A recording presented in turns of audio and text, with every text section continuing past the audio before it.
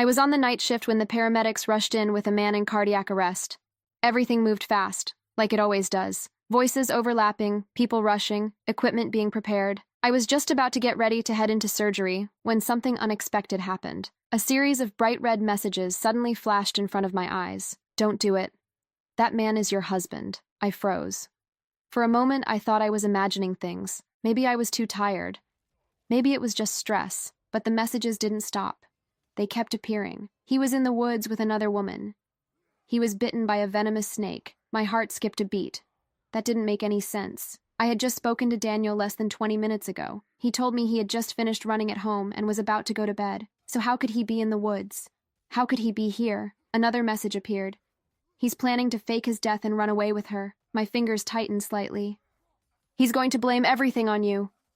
A cold feeling spread through my chest. You'll be accused of negligence. You'll spend the rest of your life in prison. My breathing became uneven. His new partner is already pregnant. I swallowed hard. Then the final message appeared. Your in-laws are already on their way here, with the police. My face went pale as I stared ahead. Before I could process it, a nurse's urgent voice pulled me back. Dr. Carter, the patient is critical. He's already in the OR. He needs immediate surgery. I didn't move. I had just spoken to my husband. Just 20 minutes ago. He said he was home. So how could he be in the woods, bitten by a snake? And now in cardiac arrest. Just as I was about to head to the OR, more messages appeared. After the surgery, they'll find an empty liquor bottle in your desk. My heart started pounding. Your fingerprints will be on it. Slowly, I turned toward my office. They'll accuse you of operating while intoxicated. My throat tightened. You'll be sentenced to 15 years. A heavy pressure built in my chest. And when you get out, your husband will make sure you don't live long enough to tell the truth. I immediately turned and walked to my desk. I pulled the drawer open. Nothing. It was empty. I stared at it for a second, my thoughts racing. If this was real, then whatever they were planning hadn't happened yet. That meant I still had time. Without hesitation, I turned on my computer and opened the security feed for my office. I adjusted the camera so it had a clear view of my desk, the drawer, everything. If someone tried to put something there, I wanted proof. More messages flickered. You think that will help? It won't. Someone is about to come in and drag you to the OR. Just as the message faded, my office door burst open. Rachel Monroe rushed in and grabbed my arm. What are you doing? He's not going to make it. Her grip was tight. Too tight. The nurses have been calling you. Why aren't you there? I looked at her carefully. Something didn't feel right. She looked anxious. But there was something else beneath it. Something that didn't match the situation. I forced confusion into my expression. What are you talking about? I just spoke to Daniel. He was at home. Rachel paused for a brief second. Then she frowned. Are you serious? He's in the OR right now. I pulled my arm away. Are you sure it's him? Her expression shifted slightly. Of course I am. I narrowed my eyes. Then how do you know he's here before I do? That hit her. I saw it clearly, a flash of panic in her eyes, but she recovered quickly. Your husband is dying, she said, raising her voice. And you're standing here questioning me? Her voice drew attention. Doctors and nurses began gathering nearby. This is your husband, Emily, she continued. And you call yourself a doctor who saves lives? I stayed silent. Because now I was sure of one thing. She needed me in that OR, which meant something was waiting for me there. A young nurse stepped closer and spoke quietly. Dr. Carter? The patient? He has the same name as your husband. Rachel immediately took advantage of that. See? Now do you believe me? What are you waiting for? Go save him. She sounded desperate. But her eyes told a different story. There was something else there. Something like anticipation. I glanced briefly at my computer screen. The camera was still recording. Good. All right, I said. I'll go take a look. When I entered the OR, the atmosphere felt tense. The lead surgeon looked at me urgently. Dr. Carter, the toxin is spreading fast. He's going into shock. At the same time, those messages echoed again in my mind. He took something to fake it. That's why his pulse is weak. I looked at the man on the table. Daniel. His face was pale, his lips slightly blue. For a brief moment, something hit me hard. We met years ago. Fell in love quickly. I did everything I could to make him happy. And now, he was willing to do this to me? I looked at the monitor. The line was almost flat. I pointed at it. We got him too late, I said calmly. There's no point continuing. Prepare to notify the family. The room went silent, but I didn't stay. I turned and walked out. I didn't go back to my office. I went straight to the doctor's lounge. My heart was still racing, but my mind was finally catching up. If this was a setup, there had to be a flaw. There always is. I sat down and forced myself to think. Every detail. Everything that didn't add up. About 30 minutes later, I opened my eyes. This time, I understood. A small, confident smile appeared on my lips. So that's how it is. I picked up my phone and made a couple of quick calls, setting my own plan in motion. If they thought I would walk straight into their trap, they were wrong.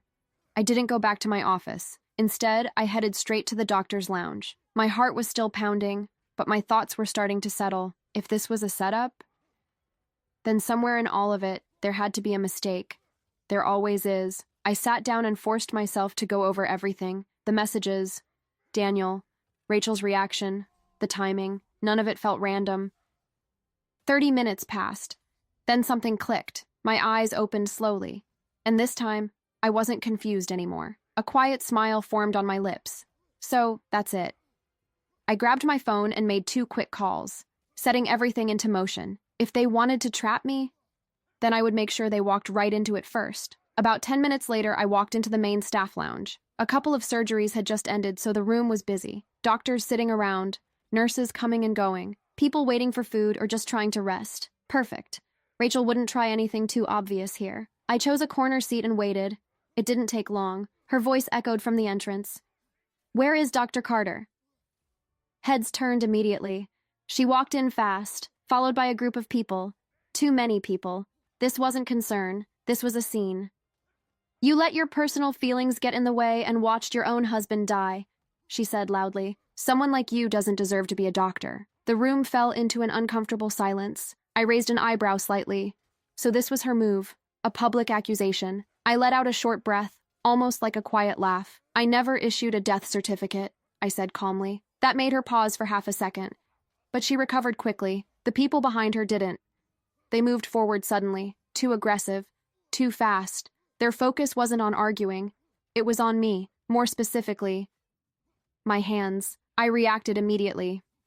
I stepped back and positioned myself behind a patient's family member I had called earlier. Right on time. The other doctors in the room noticed instantly. Someone stepped forward. "Who are you people?" one of them said sharply. "This is a staff area. If you cause trouble, we're calling security." Another doctor already had their phone out. Rachel's expression darkened. "What do you mean trouble?" she snapped. "She's the problem. She refused to treat her own husband. She used her position to harm him." Her voice grew louder. "We're here to demand justice." She thought intimidation would make them back off. It didn't. If anything, it had the opposite effect. The more aggressive she became, the more the others stood their ground. I watched her closely. There it was again. That flicker in her eyes. Frustration. This wasn't going exactly how she planned. I crossed my arms slightly. "You're saying I harmed my husband," I said. "What proof do you have?" She let out a cold laugh. "You want proof? Fine." She pulled out a document, a death certificate, so that part was real. I took it from her and looked it over carefully. It didn't take long to see the problem. I pointed at the issuing institution listed on the document. "This doesn't make sense," I said evenly. "The patient was treated in our hospital. The certificate should have been issued here." A few doctors leaned closer, listening now. "And more importantly," I continued, "I wasn't the primary doctor handling the case." That shifted the atmosphere. The doctor who had been leading the emergency treatment stepped forward and grabbed the paper. After a quick look, his face changed. "This is wrong," he said. "There was no delay in treatment. We started immediately." His voice sharpened. "Everything we did is on record. The OR cameras show it clearly." He looked directly at Rachel. "You're lying." For the first time, she didn't react right away, but then she shifted tactics. She pointed at me again. "What about when the nurse called her?" she said. "She refused to come. I went to her office myself. I asked her again and again, and she still wouldn't move." A few people hesitated. That part, they couldn't confirm. After all, a life was involved. Rachel saw it, and she pushed harder. "She let him die," she said, her voice filled with controlled anger. "And now she wants to pretend she did nothing wrong." The room went quiet. No one stepped in this time. No one defended me. I didn't react. "Not yet. Give it a moment," I said calmly. She frowned slightly. Nothing you've said is actual proof. Her expression tightened. The police will be here soon, I added, and when they arrive, I'll request a full investigation. I paused, then looked directly at her. But I do have one question for you. She didn't answer. I held her gaze. How did my husband leave the hospital last night? Before she could respond, a voice came from behind the crowd. I authorized it. The room shifted as two older figures stepped forward, my in-laws, with police officers behind them. The moment my father-in-law saw me, he pulled away from the officer beside him and walked straight toward me. His expression was filled with anger. "Emily," he said sharply, "we treated you like family. And this is how you repay us?" Before I could react, his voice rose. "The reason you didn't go to the surgery is because you were drinking." A wave of murmurs spread through the room. "We tolerated your problem," he continued, his tone heavy, "but we never thought you would ignore Daniel's life." Then he turned to the officers. "I want to report her," he said. "She operated under the influence." He pointed toward my office. "The bottle should still be in her desk." I closed my eyes for a brief moment, my hands clenched tightly. Then slowly, I relaxed. Just like I expected, everything was falling into place. Everyone in the room went silent. Following my father-in-law's accusation, the officers immediately moved. They headed straight toward my office. It didn't take long. Within moments, one of them returned holding a bottle, an empty liquor bottle. The second it appeared, the atmosphere in the room shifted completely. The looks around me changed. From uncertainty, to disappointment, to quiet judgment. The same doctors who had just been standing near me slowly stepped back, creating distance. Rachel couldn't hide her smile this time. "Emily," she said, her tone almost satisfied, "the evidence is right there. What else do you have to say?" I let out a small, quiet laugh. Then I raised my hand slightly and pointed. First at her, then at my father-in-law. "Officers," I said calmly, "I'd like to report both of them for framing me." The room froze. The silence that followed felt heavy. Everyone stared at me. The doctors who had stepped away hesitated. The officers exchanged a quick look. Rachel was the first to react. It took her exactly a few seconds to recover, but I counted them. Those seconds told me everything. "Framing you?" my father-in-law repeated, letting out a short laugh. "Emily, you're a doctor, not a lawyer." His tone was calm again, controlled, but there was something underneath it now. "An empty bottle with your fingerprints," he continued, "and multiple witnesses who saw you refuse to enter the OR. That's more than enough." He turned slightly toward the officers. "You can proceed." Like he was giving an order, but the officer didn't move immediately. Instead, he looked at me. "Dr. Carter," he said, "what evidence are you referring to?" I took a slow breath. "When I'm under pressure," I said quietly, "I don't panic." My voice stayed steady. It's something I learned early on. I looked at him directly. "There are two kinds of evidence." A brief pause. "The kind that proves I did nothing wrong, and the kind that proves someone else did." I took out my phone and opened the hospital's security system. Then I turned the screen toward him. "This is the live feed from my office camera." I tapped the screen. I turned it on before I left, because I suspected something like this might happen. The officer stepped closer. So did his partner.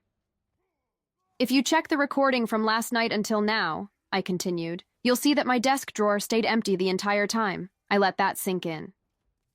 "Until someone entered my office this morning, while I was somewhere else, surrounded by witnesses." Rachel's voice cut in immediately. "That can be edited," she said. Her tone had changed now. Quieter, more controlled. "Anyone could manipulate a recording like that." I nodded slightly. "That's true." I didn't argue. "That's why I'm not relying on just this." I kept my eyes on her as I spoke. "The hospital system stores all recordings on an external server with encrypted timestamps." I paused just long enough. "The system administrator is already on his way." That wasn't entirely true. I had called him less than an hour ago, but the exact timing didn't matter. What mattered was her reaction. It was small, almost invisible, but I saw it. A slight tightening around her eyes. She didn't know. She hadn't planned for that. My father-in-law, however, didn't react at all, which told me something else. He already knew. He had been part of this much longer. "Miss Monroe," I said, turning to her fully, "what time did you arrive at the hospital last night?" Her jaw tightened. "I don't have to answer that." "Not to me," I said calmly. "To them." I nodded toward the officers. The one holding my phone looked up. "It's a reasonable question," he said. "What time did you arrive?" Rachel hesitated. Around 10, she said finally. I heard about Daniel and came immediately. How did you hear? I got a call. From who? A pause. Too long. A friend. What's her name? Rachel opened her mouth, then closed it. I can find it, she said. Do that, the officer replied. We'll need it. I felt something settle inside me, not relief, something sharper, like the moment you realize a situation is turning in your favor because you prepared for it. During those 30 minutes in the lounge, I hadn't just been thinking. I had made 2 calls. The first, to the system administrator. The second, to someone who knew this hospital better than anyone else, Dr. Lisa Bennett. We had trained together years ago. Now she oversaw internal operations, security, access logs, everything. She arrived right on time. The door opened and she walked in calmly, holding a tablet. Emily, she said, ignoring everyone else. I have the access records you asked for. The officers turned immediately. My father-in-law looked at her for the first time, and this time, there was caution in his eyes. Lisa stepped forward and handed the tablet to the lead officer. Access logs to Dr. Carter's office, she said. From last night through this morning. The room went completely quiet. The ID used to access her office this morning, she continued, her voice steady, does not belong to Dr. Carter. A pause. It belongs to Mr. Richard Hayes, my father-in-law. No one moved. No one spoke. Rachel turned toward him. And in that moment, I saw it. Fear. Not fear of the police, not fear of the evidence, fear of him, and that told me something important. She didn't know everything. She was part of the plan. But not all of it. I didn't take my eyes off her. Because in that moment, I understood something that changed everything. She wasn't the one in control. She was just another piece. And the real one behind all of this was standing right in front of me. For a moment, no one said anything. The room felt completely still. All eyes shifted between me and my father-in-law. But he didn't react, not immediately. He stood there, posture steady, expression unchanged, like a man who had spent years knowing exactly when to show emotion and when not to. But Rachel? She turned to look at him, and in that brief glance I saw it clearly. Fear, not hesitation, not confusion, fear. Which confirmed everything I had just realized. She didn't know the full plan. She thought she did, but she didn't. And that meant she was expendable. I kept that thought to myself. For now, the officer holding the tablet looked up. Mr. Hayes, he said, we're going to need an explanation. My father-in-law finally moved. Just slightly. Adjusted his posture. Smoothed his sleeve. Small, controlled gestures. I have administrative access, he said calmly. That's not unusual. His tone was steady, confident, but I had spent years reading people in high-pressure situations. I knew what control looked like, and I knew what forced control looked like. There was a difference, and right now, he was forcing it. I stepped forward slightly. Of course, I said. You do have access. I let the words sit for a second. But the question isn't whether you could enter my office. I looked directly at him. It's why you did. Silence again. He didn't answer. Instead, he shifted the focus. Emily, he said, his tone softer now, almost concerned. You've been under a lot of stress. I didn't react. You just lost Daniel, he continued. It's understandable if you're not thinking clearly. There it was. A smooth move, turning my clarity into instability, making it sound like grief. Like I was reacting emotionally instead of logically. I noticed a few people in the room relax slightly, like his explanation made things easier for them. Safer. I didn't let it work. Thank you for your concern, I said calmly, but I'm perfectly capable of understanding what I'm looking at. I turned toward the officers. A few weeks ago, I continued, Mr. Hayes requested access to certain restricted records. My father-in-law's eyes shifted. Just slightly. I saw it. He said it was for internal review, I added. So I approved it. That part was true. I had trusted him. Completely. And now, I said, I'd like to know what he did with that access. The officer took a small step forward. Mr. Hayes? For the first time, there was a pause. A real one. Not calculated. Not controlled. Just a fraction of hesitation. It was enough. I saw Lisa watching him too. She noticed it as well. She always did. I remembered what I told her earlier. Watch his hands. His fingers had tightened slightly, just for a second, but that was all it took. Before he could respond, the door opened again. Another doctor stepped in. Dr. Chen, head of toxicology. One of the most precise people I knew. He didn't speak much. But when he did, it mattered. He walked straight toward me and handed me a folder. No unnecessary words, just quiet confirmation. I opened it. Exactly what I expected, and something I didn't. I scanned the report quickly, then paused. My eyes caught on a specific line. A note, marked clearly. Reversible. My heart skipped. I read it again, just to be sure. Reversible, which meant Daniel wasn't actually dead, or at least, he didn't have to be. For a second, everything else faded. The room, the people, the tension, all of it, because this changed everything. The messages flashed again in my mind. There's still time. There's an antidote. You have a window. I closed the folder slowly, carefully, then looked up again. My expression didn't change, but inside, everything had shifted. This was never about killing me. It was about controlling me. If I had gone into that surgery blindly, if I had followed everything exactly the way they wanted, he would have miraculously survived, and I would have been trapped, blamed, dependent, silenced. I took a slow breath, then turned slightly toward Dr. Chen. I need to speak with you, I said quietly. He nodded once. No questions. That's how he always was. I looked back at the officers. Excuse me, I added. Dr. Bennett can provide anything else you need for now. They nodded, their attention already shifting back to the evidence, to the records, to my father-in-law. That was enough. I stepped out of the room with Dr. Chen. The hallway felt quieter, colder, more controlled. Is there still time? I asked. He didn't answer immediately. He thought first, always precise. Barely, he said. But yes, that was all I needed. Then we're not done yet, I replied, and without wasting another second, we started walking. We walked quickly down the hallway. Neither of us spoke at first. There was no need. Dr. Chen already understood the urgency. How long? I asked again, keeping my voice low. If the exposure happened around 10, he said, thinking as he walked, then you still have a few hours. But not much. That matched what I had just read. Not dead. Not yet. Just suspended, controlled. I clenched my jaw slightly. Do you have it? I asked.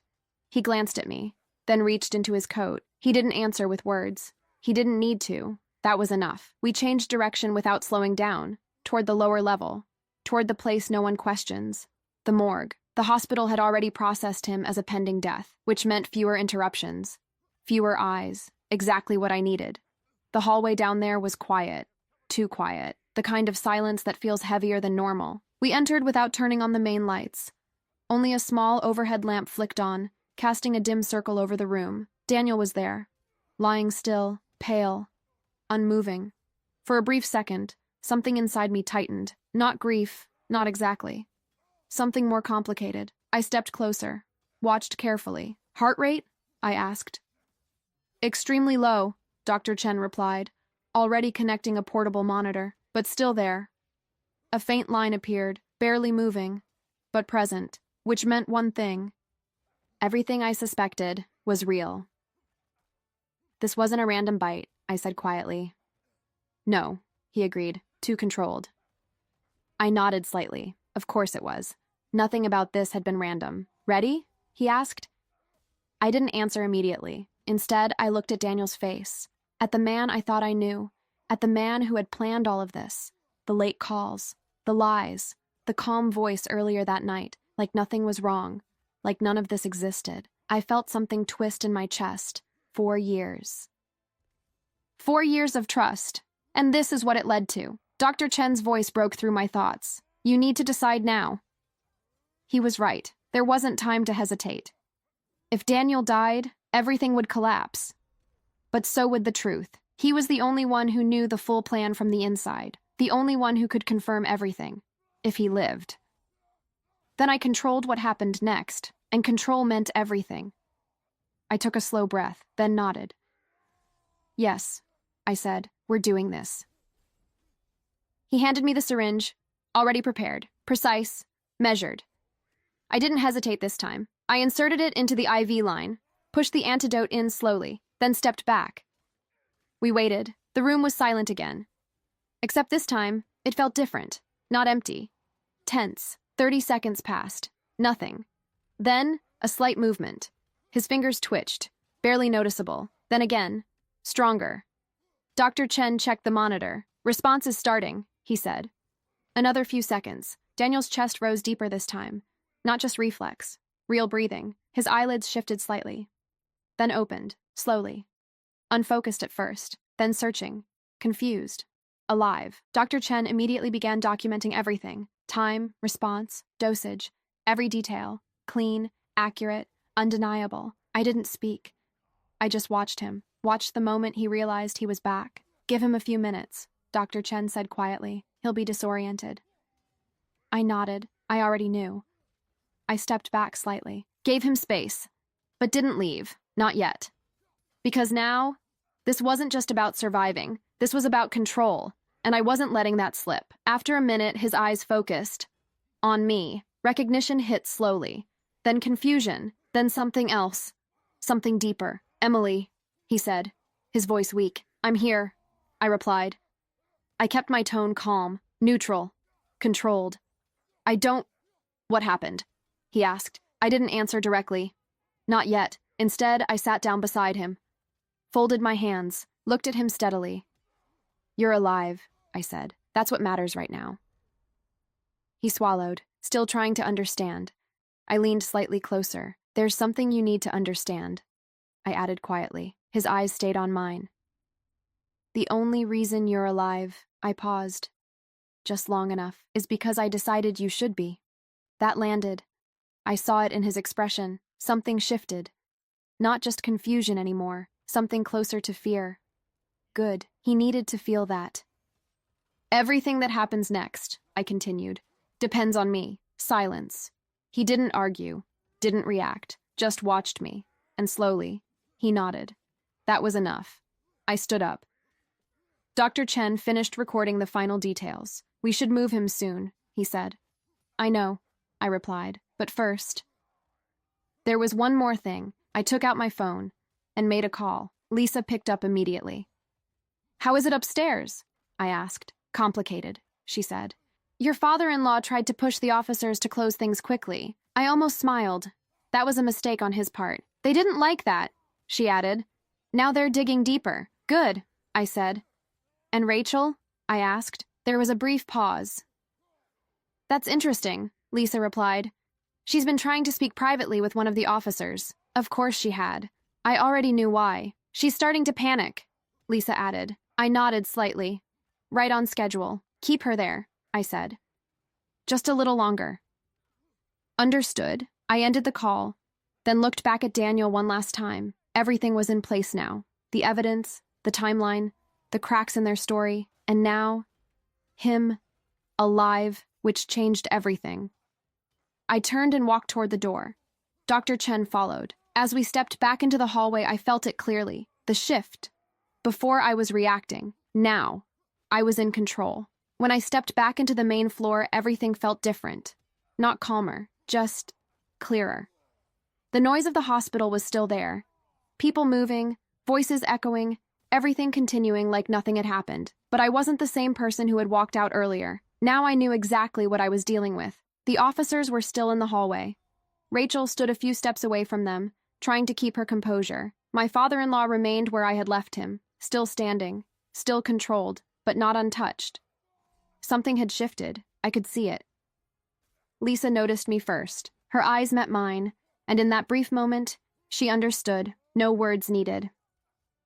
Dr. Carter, one of the officers said as I approached, we're still reviewing. I know, I said calmly, and I have something to add. That immediately drew attention. Rachel's head turned toward me, fast, too fast. I could see the tension in her face now. It wasn't hidden anymore. I just came from the lower level, I continued. I wanted to verify something before saying anything else. I let that sit for a second. Then I looked directly at my father-in-law. My husband is not dead. Silence. Complete silence. Rachel's expression broke first. Confusion. Then disbelief. Then something closer to panic. That's not possible, she said quickly. We all saw. No, I cut in calmly. You assumed. I turned slightly toward the officers. The substance in his system didn't act like a normal toxin. The pattern didn't match. I kept my explanation simple, clear, human. It slowed everything down, made it look like his body was shutting down. A pause. But it wasn't final. The officers exchanged a glance. Meaning? One of them asked. Meaning he was put into that state on purpose, I said. Now I let my gaze return to my father-in-law, and whoever planned this knew exactly what they were doing. He didn't respond. Not yet, but I saw it. That small shift again. Less control this time. Rachel took a step forward. That doesn't prove anything, she said quickly. Even if he's alive, she still refused to operate. She still, be careful, I said quietly, not louder, not aggressive. Just enough. She stopped, because she heard it. Not the words, the tone. You're right about one thing, I continued. I didn't operate. I let the silence stretch. But that's because there was no real emergency to operate on. That hit harder than anything else so far. A few people nearby shifted uncomfortably, because now the situation was changing. This wasn't about a mistake anymore. This was about intention.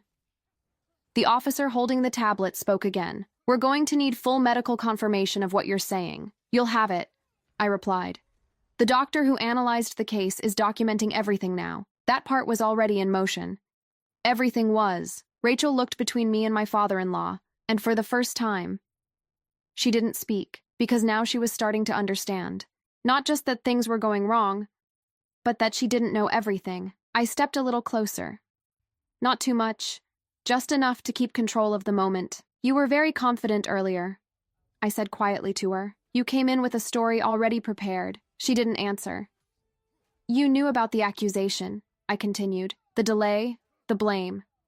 A pause. But you didn't know about this part, did you? That landed. Her silence said everything. I turned away from her. Because she wasn't the real problem anymore. Not the main one. My attention shifted back to my father-in-law. 4 weeks ago, I said. You asked for access to restricted records. He remained still. You said it was for internal review. Still nothing. But now we know you used that access to enter my office this morning. The officer nodded slightly, confirming. And now, I added, we also know my husband was given something that made his condition look worse than it really was. I let the connection form on its own. I didn't need to say it directly. Everyone was already thinking it. The officer took a step closer to him. Mr. Hayes, he said, we're going to need you to come with us. This time, there was no immediate response, just a brief pause. Then he nodded. Calm again, but different, like someone who understood the situation had changed. As he adjusted his jacket, he spoke. Emily, he said, his voice lower now, you're making this more complicated than it needs to be. I didn't react, because that was just another attempt, another shift, another way to regain control. It doesn't have to be like this, he added. I met his gaze. It already is, I replied. That was the end of it. He didn't argue again. The officers guided him away, not forcefully, but firmly. Rachel watched it happen, and I could see it clearly now. She hadn't expected this outcome, not even close. The plan she believed in was collapsing in front of her. I didn't say anything to her, not yet, because I didn't need to. She was already breaking on her own. Lisa stepped closer to me once things settled. You moved faster than I expected, she said quietly. I didn't have a choice, I replied. She gave a small nod. That woman, she added, glancing toward Rachel, she's trying to cooperate now. Of course she was. I exhaled slowly. Everything was aligning. The evidence, the timeline, the pressure, and most importantly, the truth was finally coming out. I looked down the hallway where my father-in-law had disappeared, then back at Rachel, and for the first time since all of this started, I felt something settle inside me. Not relief, not satisfaction, something quieter, control. The hallway slowly returned to its usual rhythm. People went back to work. Conversations resumed, but the tension didn't disappear completely. It lingered, quiet, heavy. Rachel was still standing there, not shouting anymore, not accusing, just still. Watching everything fall apart, Lisa leaned slightly toward me. She's asking to speak to the officers alone, she said quietly. I nodded. I know. That was expected. People like her didn't hold on once things started collapsing. They adjusted, survived, or tried to. Give her a few more minutes, I said, then let them talk. Lisa studied my face for a moment, then nodded. She understood. Timing mattered. Everything about this depended on timing. I walked past Rachel without saying anything, but I could feel her watching me, following me with her eyes, trying to understand how things had turned so quickly. I didn't stop.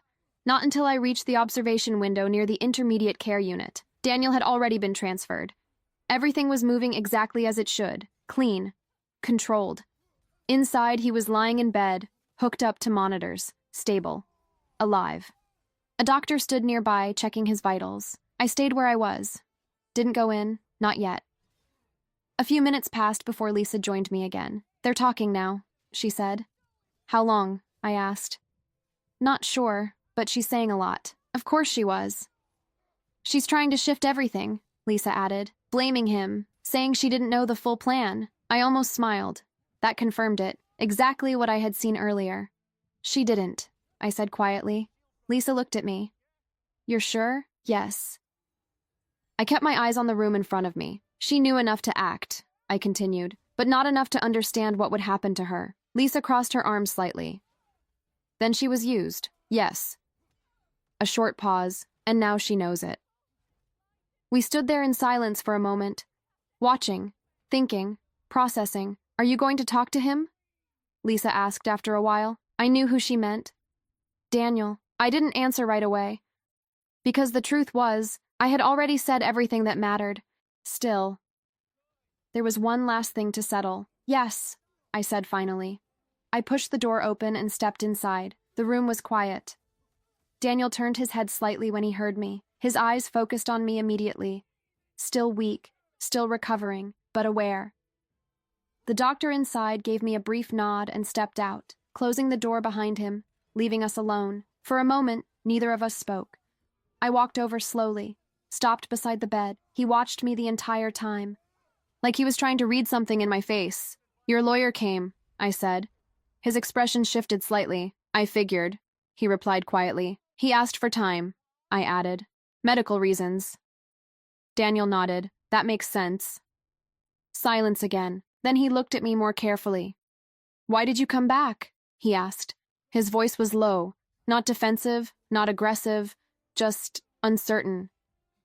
I studied him for a second, then answered, "Because you're still part of this." That wasn't what he expected. I saw it immediately. "I told you before," I continued. "You being alive changes everything." He swallowed slightly. There was tension in his face now. "You think I'm going to help you?"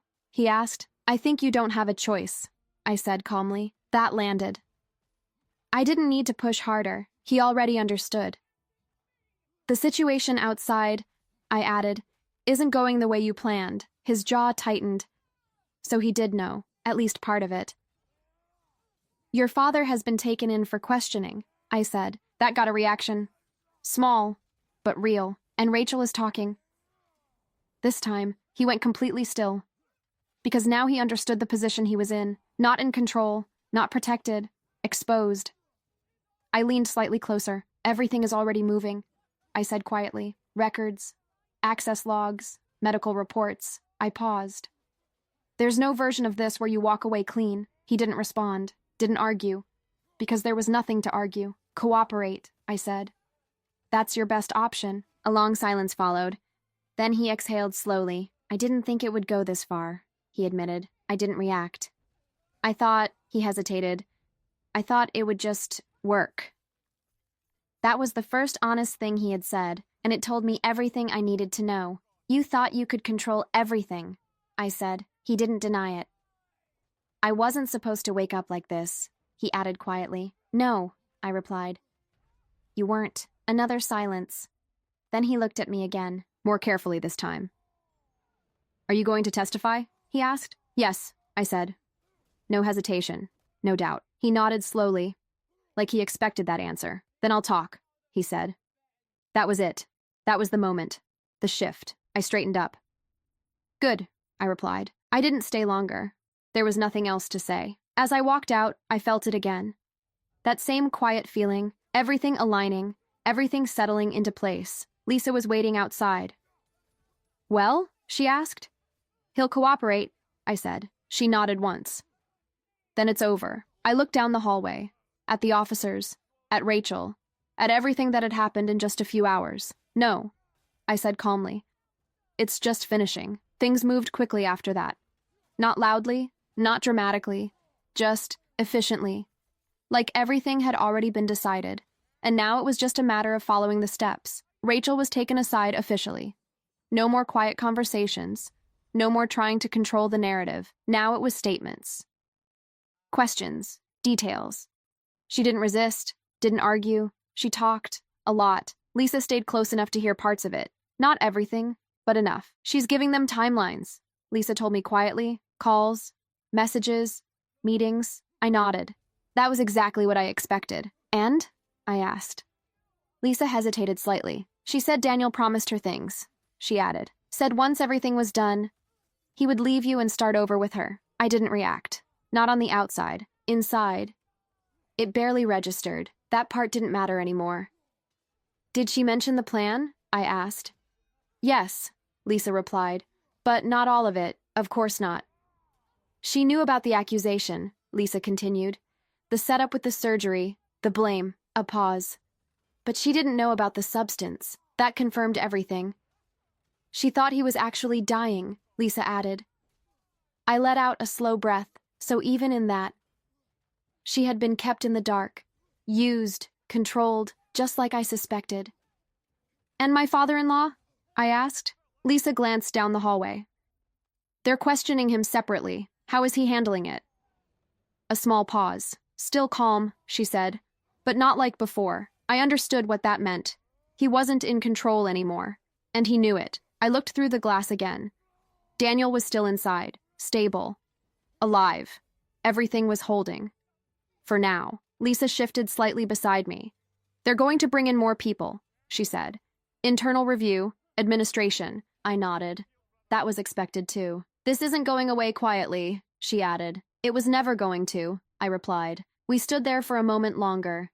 Then I stepped away. There was one more thing I needed to do. Something I had been putting off. I walked down the corridor slowly this time. Not rushed, not pressured. Just focused. Daniel's room was behind me. The officers were busy. Rachel was talking. Everything was in motion. And for the first time since this started, I had space to think. Not about the case, not about the evidence, about something else. 4 years. 4 years of marriage, and I couldn't point to a single moment where I had seen this coming. Not clearly. There were signs, small ones, late nights, missed calls, things that didn't quite add up. But nothing that felt like this. Nothing that felt like betrayal at this level. I stopped walking, just for a second, let the thought settle, then let it go, because it didn't matter anymore. What mattered was what came next. I reached the administrative office and stepped inside.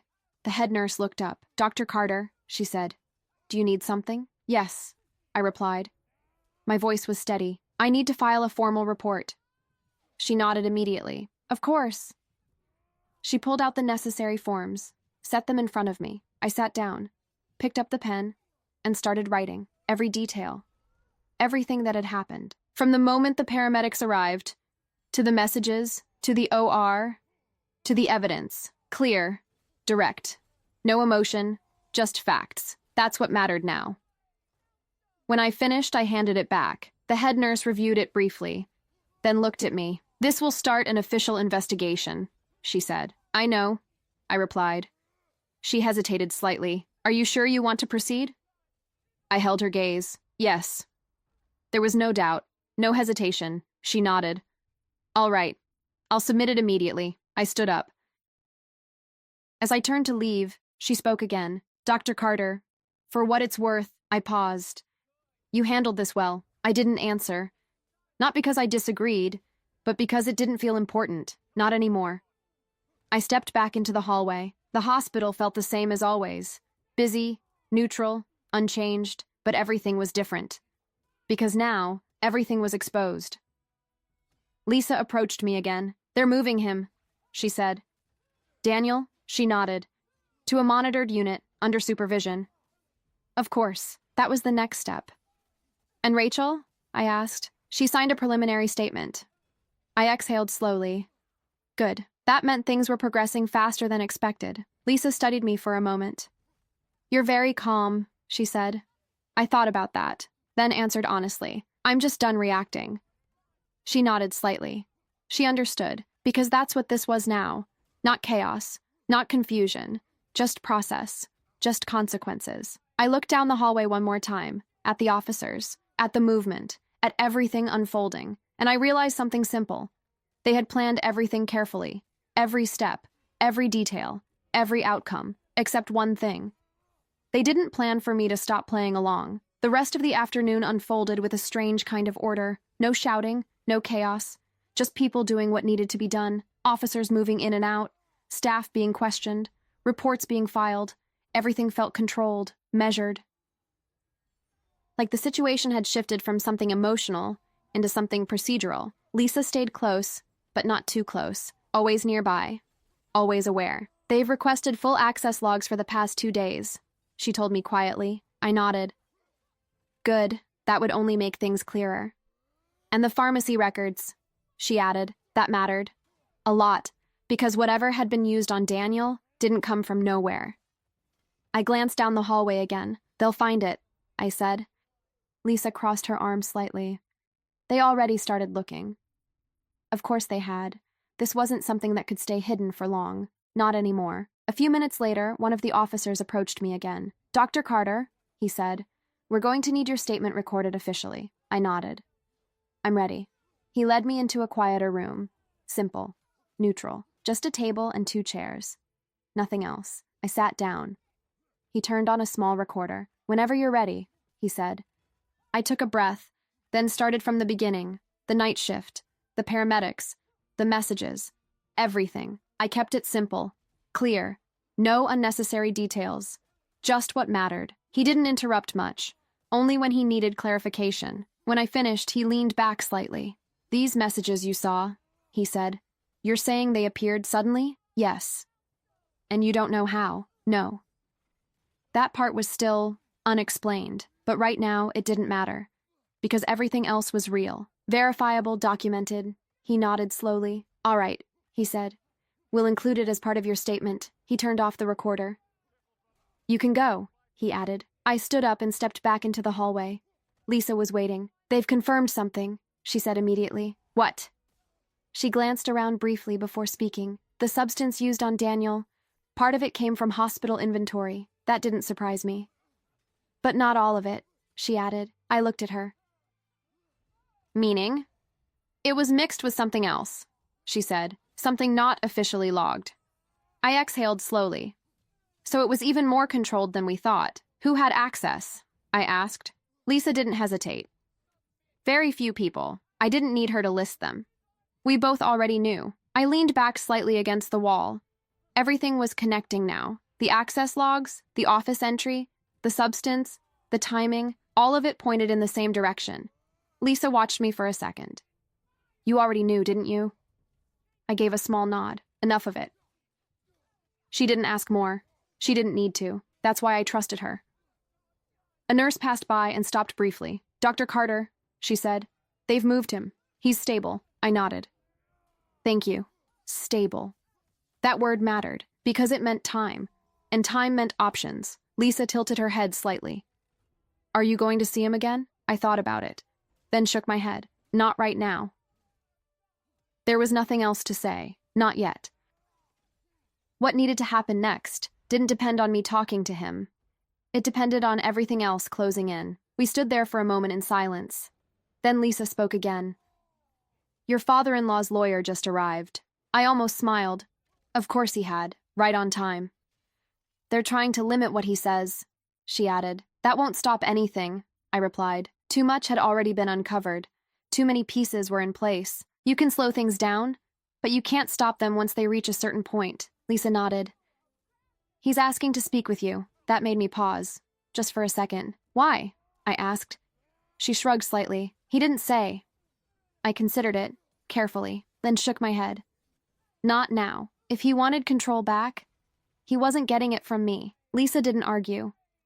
All right. The hallway grew quieter as the afternoon stretched on. Shift changes started happening.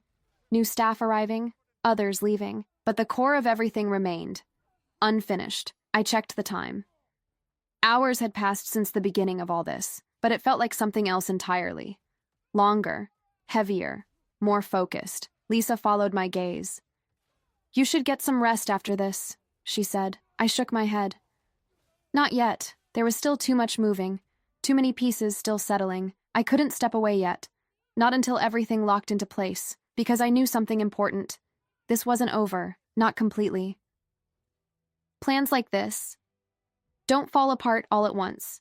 They break in stages, and we were only partway through that process. I pushed myself off the wall and straightened. "Where are you going?" Lisa asked. I glanced down the hallway.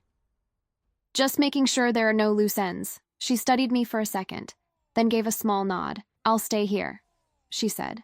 "Good."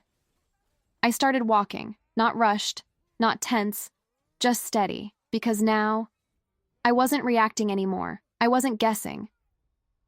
I wasn't trying to understand. I already did, and once you understand everything, the only thing left to do is finish it. I didn't go far, just down the corridor, past the quieter wing of the hospital where fewer people passed by. This part of the building always felt different. Less noise, less movement, more space to think. I stopped near a window at the end of the hall. From here I could see the parking lot outside, almost empty now. The sky was starting to darken. Hours had passed. But everything still felt sharp, clear, like my mind refused to slow down. Footsteps approached behind me, measured, controlled. I didn't need to turn to know who it was. "You should at least hear what I have to say." His voice was calm, careful. I turned slowly. My father-in-law stood a few steps away, an officer nearby but not too close, giving just enough space. He looked the same as always, composed, put together. But now, it felt different, like the image didn't fully hold anymore. "I already heard enough," I said. My voice stayed even. He nodded slightly. "I expected you'd say that." Of course he did. He always expected things. That was part of the problem. He stepped a little closer. Not aggressive, just deliberate. "This situation doesn't need to go any further," he said. I didn't respond. "Think about what happens next," he continued. "Investigations, reports, public attention." He paused. "Your career will be tied to this." I almost smiled. That was his angle. Not denial. Not defense. Control through consequence. "I'm already part of it," I said calmly. "That doesn't mean you have to let it escalate," he replied. I looked at him for a long second, then asked quietly, "Was any of this ever about protecting me?" That question landed differently. He didn't answer immediately. For the first time since this started, he actually hesitated. Just for a moment, but it was enough. "No," I said before he could speak. I didn't need his answer. I already knew it. "This was about control," I continued, "about deciding what happens to me without me knowing." His expression tightened slightly. "Still controlled, but no longer perfect." "You're misunderstanding the situation," he said. "No," I replied. "I'm seeing it clearly." Silence stretched between us. The officer shifted slightly, watching. My father-in-law exhaled slowly, then tried one last time. "Daniel made mistakes," he said, "but that doesn't mean everything needs to fall apart." There it was. The shift. From control to negotiation. But it was too late. "It already has," I said. And this time, I didn't wait. I turned and walked away. I didn't look back, because there was nothing left to hear, nothing left to consider. Whatever he thought he could fix was already broken. When I returned to the main floor, things had progressed further. Rachel was no longer in the hallway. "Where is she?" I asked Lisa. "With the officers," she replied. "Formal statement." I nodded. "And him?" Lisa glanced in the direction I had just come from. "Still here, for now." I didn't say anything, because I already knew that wouldn't last. Lisa studied my face for a moment. "He talked to you, didn't he?" "Yes." "And?" I shook my head. "It doesn't matter." She didn't press. That's why she was still here, why I trusted her. A nurse passed by again. "They're preparing documents for transfer," she said. "For him." "Daniel." I nodded. "Good." Everything was moving forward, step by step, exactly the way it should. Lisa crossed her arms lightly. "You know this won't end today," she said. "I know." There were still procedures, statements, decisions that would take time, but the direction, that was already set. I looked down the hallway one more time, at the movement, at the people, at everything returning to normal. or at least something close to it. Then I spoke quietly. They built something complicated, I said. Lisa nodded. Yes, I looked at her. But they made one mistake. She waited. They assumed I wouldn't see it in time. A small pause. And once I did, I didn't finish the sentence. I didn't need to. She understood. Lisa gave a small, knowing nod. Yeah, she said softly. I think they did. We stood there for a moment longer. Then I checked the time again. The shift was almost over. But it didn't feel like an ending. Not really. More like a transition. From reaction to resolution. I picked up my bag. Leaving? Lisa asked. Soon. Not yet, but soon. Because there was one last thing I needed to do. Not for the case. Not for the investigation. For myself. I took a slow breath, then started walking again, this time toward the exit. Each step felt lighter. Not easy, but certain. Because everything that needed to happen already had. I didn't go straight to the exit. Instead, I stopped halfway, right outside Daniel's room. The door was slightly open. I could hear quiet movement inside. Monitors, footsteps. Normal sounds. I stood there for a few seconds, not unsure, just deciding. Then I pushed the door open and stepped in. He turned his head almost immediately, like he was expecting me, or hoping I would come back. The room was dimmer now, quieter than before, more controlled. He looked better, still weak, but fully conscious, aware. Emily, he said. My name sounded different now. Not familiar, not comforting, just something he used. I didn't respond right away. I walked in slowly and stopped at the same spot as before. A few steps from the bed, not closer, not distant either. Neutral. They're building the case, I said. My voice was calm, flat. He nodded slightly. I know. Rachel is talking, I added. His jaw tightened. Yeah, I figured she would. No surprise there, no denial. That told me more than any explanation could. And your father? I continued. This time, he didn't answer immediately. They're not going to let him control this, I said. A pause. They're not going to let you control it either. That landed. I saw it in his expression. Not anger, not even frustration, just the realization settling in. You planned everything, I said. Carefully, he let out a slow breath. We thought we did. We. Not just him, not just Rachel. All of them. And you didn't expect me to see it, I added. No, he admitted. That was honest. Probably the most honest he'd been all day. I nodded once.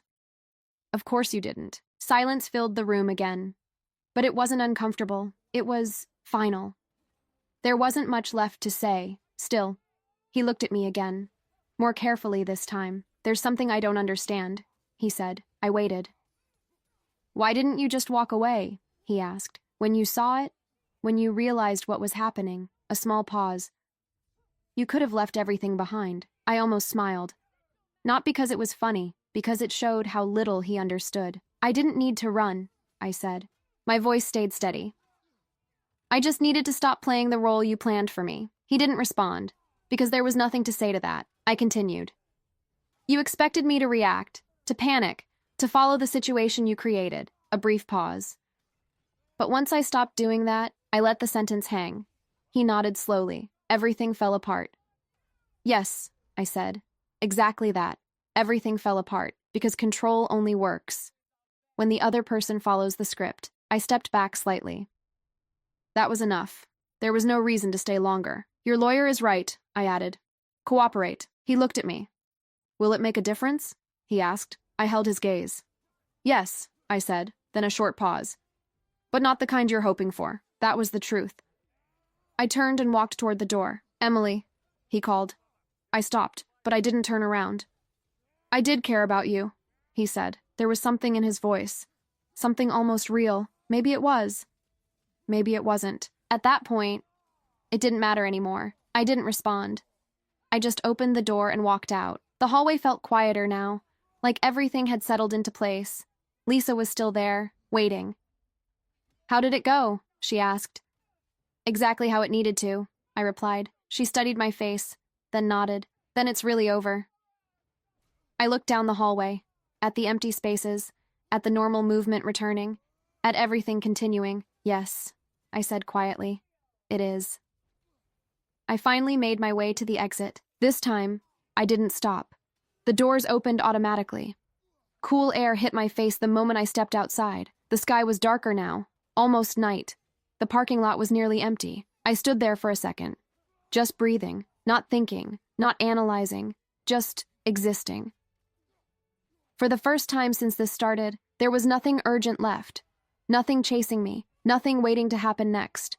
Everything had already happened. I walked to my car slowly, unlocked it, sat down, closed the door. The silence inside felt different.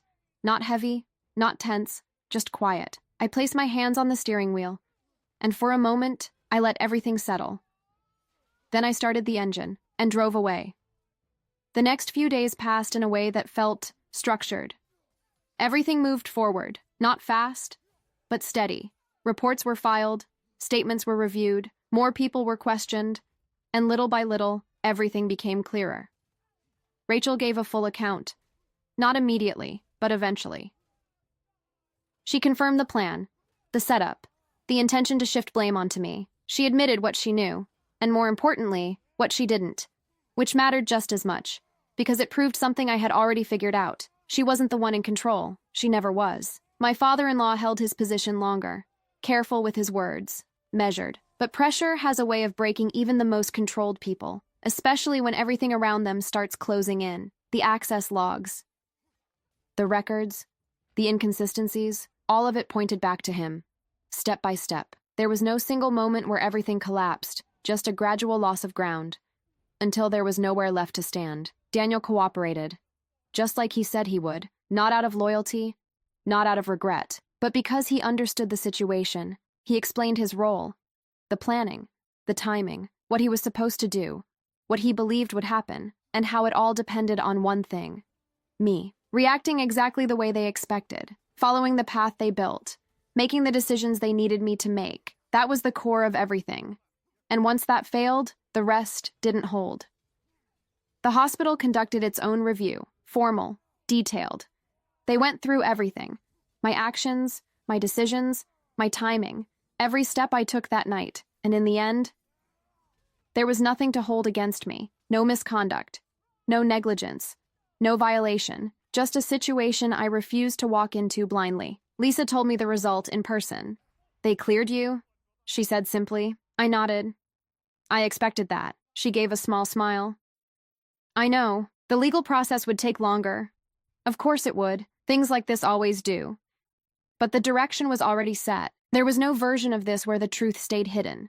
Not anymore. I didn't go back to work immediately. Just a few days. Nothing dramatic. Just enough time to reset. To step away from everything that had happened. To let my mind catch up with reality. On my first day back, everything looked the same. Same halls, same rooms, same people. The hospital doesn't stop. It doesn't change for anyone. And in a way, that helped, because it reminded me of something simple. Life continues, no matter what. Lisa found me halfway through the shift. "You good?" she asked. I considered the question, then nodded. Yes, and this time, I meant it. I walked through the corridors like I always had, calm, focused, present. No distractions, no hesitation, because something had changed. Not around me, in me. I didn't second-guess things anymore, didn't ignore small details, didn't assume things were fine just because they looked that way. I paid attention to everything. Later that day, I passed by the same window at the end of the hall, the one overlooking the parking lot. I stopped for a moment, just like before. But it felt different now, quieter, lighter. There was no weight behind it anymore. No tension, no uncertainty, just a memory of a moment where everything could have gone wrong and didn't. I didn't stay there long. There was no reason to. I turned and walked back to work, back to routine, back to something real, because in the end, that's what mattered. Not what they planned, not what they expected, but what I chose to do, and I chose not to follow their story.